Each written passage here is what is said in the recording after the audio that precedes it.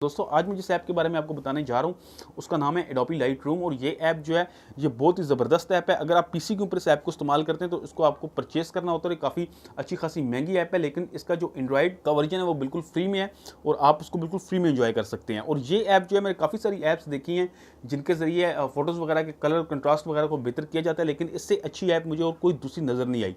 तो मैं इस ऐप को स्मार्टफोन के ऊपर चल के आपको दिखाता हूँ कि ये ऐप किस तरह से काम करती है, किस तरह से आप अपनी फ़ोटो का लुक बेहतर कर सकते हैं। और मैं आपको फ़ोटोज़ दिखाऊंगा कि इस ऐप को इस्तेमाल करने से पहले और बाद में जो है फ़ोटो में कितनी ज़्यादा तब्दीली आई। तो दोस्तों आज हम एडोबी लाइटरूम के अंदर एक तस्वीर को सेट करके देखते हैं। तो अगर आप लाइटरूम को इंस्टॉल करना चाहते हैं तो बहुत सिंपल है। प्ले स्टोर के ऊपर जाके आप लाइटरूम लिखेंगे तो वहाँ पे आपको लाइटरूम मिल जाएगा। मैं उसका लिंक जो है वो डिस्क्रिप्शन में दे दूँगा। और ये यहाँ पे आपको लाइटरूम का लोगो नज़र आ रहा है, इस तरह का इसका लोगो होगा। तो मैं इस ऐप को ओपन कर लेता हूँ। ये आप देख सकते हैं कि ये लाइटरूम का लोगो है।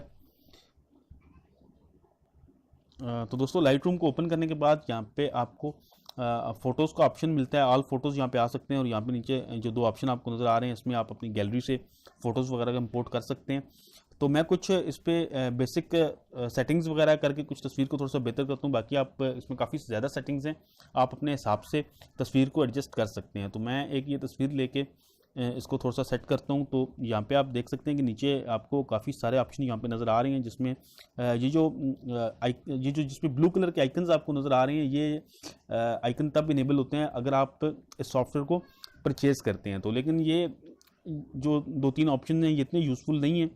वैसे भी तो पे करने की मेरे ख्याल से इसमें कोई ख़ास ज़रूरत नहीं है। तो सबसे पहले यहाँ पे हमें ये क्रॉप का ऑप्शन मिलता है कि हम अगर फ़ोटो को क्रॉप वगैरह करना चाहते हैं, काटना चाहते हैं किसी भी एंगल से, तो हम इसको काट सकते हैं बआसानी। काफ़ी अच्छा ऑप्शन है ये। और उसके बाद ये प्रोफाइल्स हैं। तो प्रोफाइल्स में आप देख सकते हैं कि कुछ सेटिंग्स जो हैं ये पहले से डिफ़ाइन की गई हैं, उनके मुताबिक आप कर सकते हैं। आपने सिर्फ क्लिक करना है और वो सेटिंग्स आपकी फ़ोटो के ऊपर अप्लाई हो जाएंगी खुद ब खुद ही। तो ये काफ़ी सारी प्रोफाइल्स में काफ़ी सारी सेटिंग्स हैं, इनको आप देख सकते हैं। और इसके अलावा यहाँ पे ऑटो करेक्ट है कि आप इसको ऑटो करेंगे तो आपकी फ़ोटो ऑटोमेटिकली बेहतर हो जाएगी काफ़ी। तो इसको भी आप देख सकते हैं। और उसके अलावा अगर आप अंडू करना चाहते हैं तो यहाँ पर एक आपको ऑप्शन मिल रहा है, इससे सेटिंग्स जो हैं वो रिवर्ट हो जाएंगी। और इसी तरह आगे लाइट वगैरह का ऑप्शन है कि अगर आप अपनी फ़ोटो की लाइट की को सेटिंग करना चाहते हैं, एक्सपोजर वगैरह बढ़ाना चाहते हैं, कंट्रास्ट वगैरह, हाईलाइट्स वगैरह। ये हाईलाइट्स काफ़ी काम का है, जिस तरह इसमें चीज़ें जो हैं काफ़ी ज़्यादा शार्प हो जाती हैं अगर आप हाईलाइट्स को तेज़ करते हैं। शेडोज़ हैं इसी तरह, उनको आप तेज़ कर सकते हैं। ये वाइट क्या है कि अगर आपको ऐसा लगता है कि आपकी तस्वीर में कुछ ब्लैकिश ज़्यादा है तो आप इसको यहाँ से वाइटनेस बढ़ा सकते हैं अपनी पिक्चर की। तो इसको जब आप आगे की तरफ लेके जाएंगे तो ये वाइटनेस थोड़ी सी बढ़ जाएगी। और इसके अलावा ये ब्लैक्स है, ये भी काफ़ी अच्छा ऑप्शन है। तो इसी तरह अगर आप ब्लैक्स को थोड़ा यहाँ से कम करते हैं तो आपकी तस्वीर में काफ़ी शार्प हो जाएगी आपकी फ़ोटो। तो इसी तरह अगर हम आगे चलते हैं तो यहाँ पे आप देख सकते हैं कि ये कलर के जो ऑप्शन है ये बहुत काम के हैं और बहुत ही इफ़ेक्ट पड़ता है। इनको जब आप चेंज करते हैं तो डेफिनेटली तस्वीर में काफ़ी ज़्यादा कलर वाइब्रेंट हो जाते हैं, काफ़ी बेहतर हो जाते हैं कलर। तो यहाँ से हम सबसे पहले ऊपर आप देख सकते हैं कि ये टेम्परेचर का है। तो इसको अगर आप कूल या वार्म की तरफ करेंगे तो ये या तस्वीर के अंदर थोड़ा ब्लूइश हो जाएगी, या अगर आप वार्म की तरफ करेंगे तो थोड़ी सी येलो की साइड चली जाएगी। तो यहाँ से आप देख सकते हैं कि टेम्परेचर को भी आप सेट कर सकते हैं। और इसके अलावा नीचे यहाँ पे वाइब्रेंस है, इससे काफ़ी ज़्यादा फ़र्क पड़ता है। अगर आप इसको बढ़ाते हैं तो तस्वीर बहुत ज़्यादा कलरफुल हो जाती है।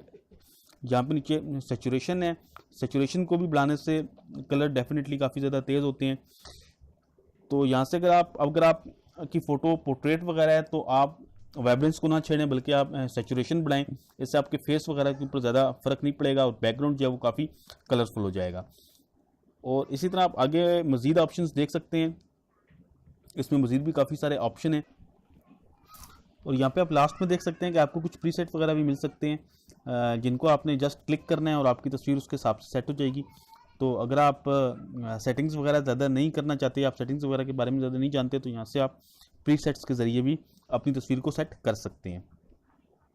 तो जब आप तस्वीर को सेट कर लेंगे, सारी सेटिंग्स वगैरह आप कर लेंगे, तो उसके बाद यहाँ से आप शेयर का बटन है तो यहाँ पे आप शेयर पे क्लिक करेंगे तो उस फोटो को आप शेयर कर सकते हैं किसी भी जगह पे, या आप अपने मोबाइल स्टोरेज में इसको रखना चाहते हैं तो वहाँ पे भी आप इसको एक्सपोर्ट कर सकते हैं। तो यहाँ पे मैं थोड़ी सी तस्वीर को सेट कर देता हूँ, उसके बाद मैं आपको दिखाता हूँ कि जो तस्वीर मैंने सेटिंग की है उसके बाद और उससे पहले जो ओरिजिनल तस्वीर थी उसमें कितना फ़र्क पड़ा है।